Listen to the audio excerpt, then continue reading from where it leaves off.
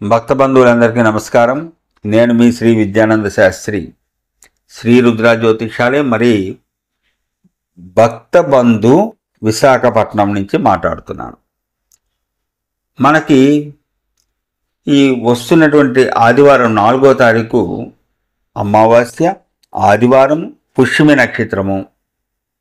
ఓహో, ఏం కలయికండి, అద్భుతం. ఎప్పుడో కానీ చూడలేము ఇలాంటిది, ఎప్పుడో కానీ ఇలాంటి చూడలేం.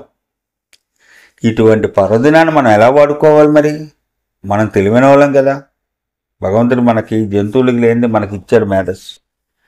కాబట్టి ఈ మేధస్సును వినియోగించుకొని మనకు ఉండేటువంటి ఈతి బాధలు, కష్టాలు, కుటుంబ కష్టాలు ఇవన్నీ కూడా తొలగించుకోవాలి.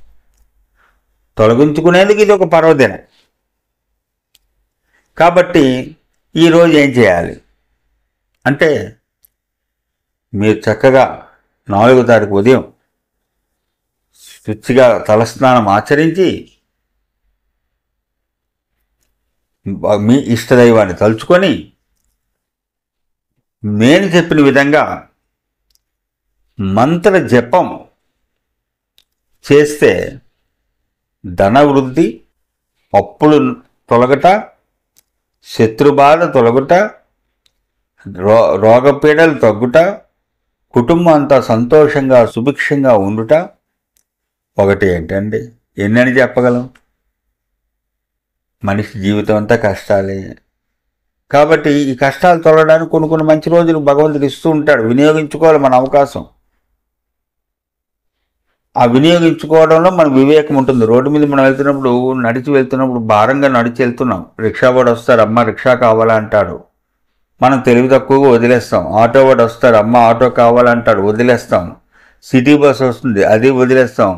ఈడ్చుకొని ఒక 4 కిలోమీటర్లు నడిచిన తర్వాత అప్పుడు ఎవరైనా లిఫ్ట్ ఇస్తే బాగును, ఆటో దొరికితే బాగును, రిక్షా దొరికితే బాగును అని అనుకుంటాం. అది మన తాలూకు నుండి అమాయకత్వం.